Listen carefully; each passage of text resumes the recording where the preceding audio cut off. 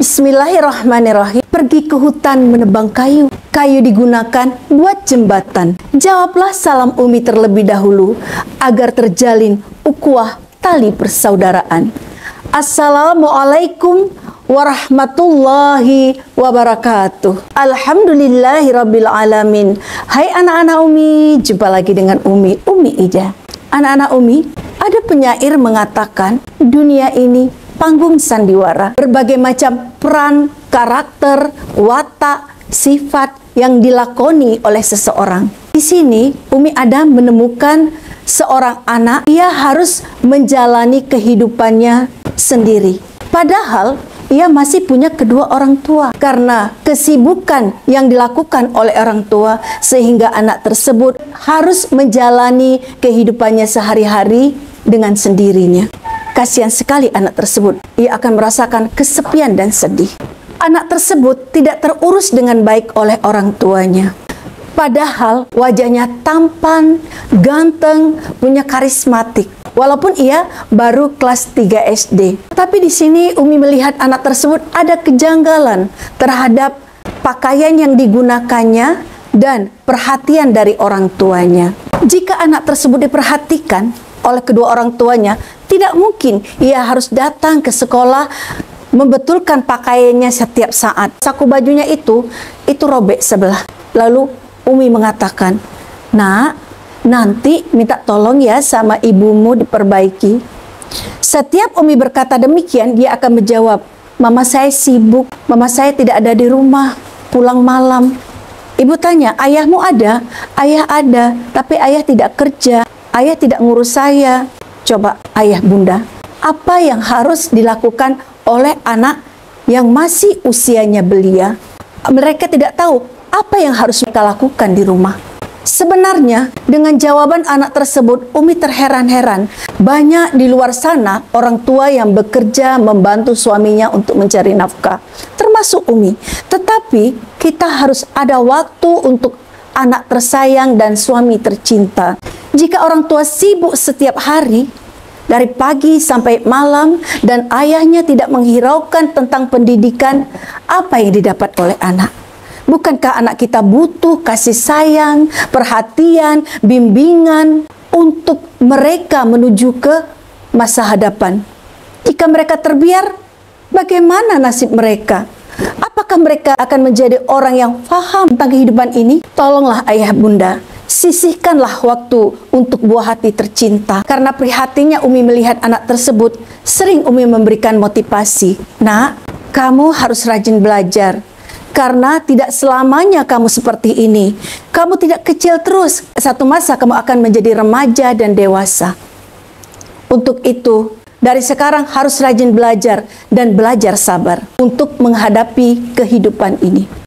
Di sini kamu tidak sendiri, masih ada ibu, masih ada teman-teman yang mendukung kamu. Dan suatu hari nanti kamu akan menjadi orang yang berguna. Ananda akan dibutuhkan oleh kedua orang tua, oleh masyarakat, oleh bangsa, dan oleh negara yang tercinta ini. Sekarang mengapa kamu tidak diperhatikan? Karena Ananda masih kecil. Memang tidak banyak orang memperhatikan, tapi suatu masa kelak, insya Allah, yakinlah atas ucapan ibu bahwasanya jika kamu pandai membawa diri, kamu akan diperhatikan oleh orang dan tenaga kamu akan dibutuhkan. Tetaplah rajin belajar, jagalah tingkah laku, bersikap baiklah kepada siapapun, dan pandai-pandailah mencari teman. Jangan kamu cari teman yang menjerumuskan, mengajak kamu berbuat kejahatan. Di sini, ibu sebagai orang tuamu, jangan segan-segan untuk sharing atau tukar pikiran dengan ibu. Insya Allah selagi ibu mampu, ibu akan membantu sama-sama pecahkan masalah kamu ini. Tapi ibu minta tolong kepada Ananda, jika masuk waktu sholat, segera laksanakan sholat. Selama menjalani hidup ini, tetaplah belajar sabar. Karena belajar sabar itu merupakan kesuksesan dalam hidup kita. Jadi anak-anak Umi, anak tersebut senyum sambil menggaruk-garukkan kepala, kayak salah tingkah dan menundukkan wajahnya. Sebenarnya Umi kasihan sekali melihat anak kecil yang harus menderita karena permasalahan yang ditimbulkan oleh kedua orang tuanya. Harusnya orang tua itu mencari solusi bagaimana rumah tangganya bisa harmonis dan anaknya bisa terjaga dan terdidik dengan baik. Karena ulah orang tua, anaklah yang menjadi korban. Kapan waktunya seorang ibu untuk memperhatikan anak-anaknya? Untuk masalah nafkah zahir, oke lah. Baju disiapkan, makan disiapkan, minum disiapkan. Apakah itu sudah teratur? Dan masalah nafkah batin, apakah anak kita puas dengan keadaan seperti itu? Ayah, bunda, ingat, kita tidak selamanya sehat seperti ini. Karena manusia itu tidak hidup menongkat langit.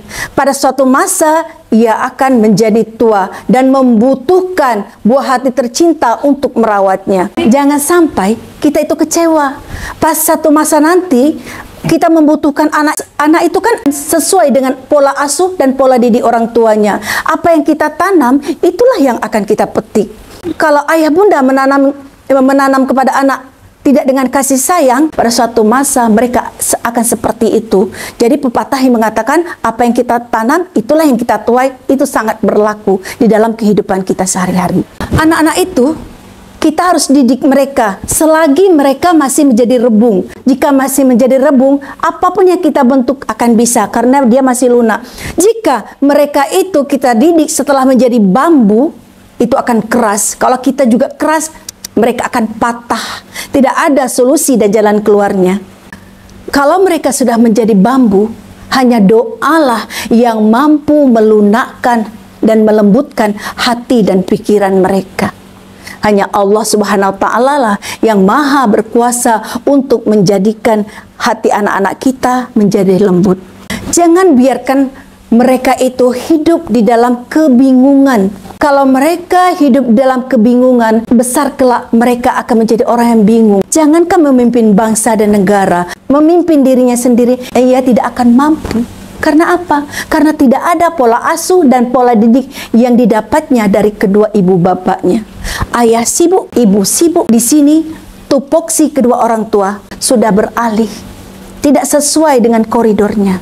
Seharusnya di dalam rumah tangga, kewajiban ayah itu mencari rezeki, mencari nafkah, dan ibu merawat dan mendidik anak-anaknya. Karena ini sudah bergeser, ibu mencari nafkah, ayah di rumah tidak mampu mendidik anak-anaknya. Persiapkan anak-anak kita ini jika sudah sampai masa kita, yaitu kita naik di atas keranda dan di dalam kubur. Anak-anak kita itulah yang akan mendoakan kita. Jika tidak ada pendidikan agama pada anak tercinta, siapa yang mau mendoakan kita? Di mana kita di sana bagaikan di samudra yang luas, berenang, tidak tahu ketepian. Disitulah kasih sayang dan doa anak kita yang akan menarik kita ke tepian agar kita selamat daripada siksaan Allah Subhanahu wa Ta'ala. Untuk ayah bunda semuanya, jika ingin berumah tangga, matangkanlah jiwa ayah bunda, karena kematangan itu sangat penting di dalam menjalani dan menapaki kehidupan rumah tangga, sehingga istri dan anak-anak tidak terlantar. Ayah adalah seorang pemimpin. Jagalah diri ayah, bunda, dan keluarga. Jangan sampai gara-gara tidak mampu untuk menjalani perannya sesuai dengan apa yang telah ditentukan, sehingga ayah membawa istri dan anak-anaknya ke lembah api neraka karena ketidakpedulian ayah terhadap istri dan anak-anaknya. Baiklah, demikian pembahasan Umi pada hari ini. Bagi anak-anak yang suka melihat video Umi, jangan lupa like, comment, subscribe, dan share. Kami doakan dimanapun anak-anak Umi berada, mudah-mudahan dalam keadaan sehat walafiat. Umi akhiri, billahi taufiq wal hidayah. Assalamualaikum warahmatullahi wabarakatuh. Dah.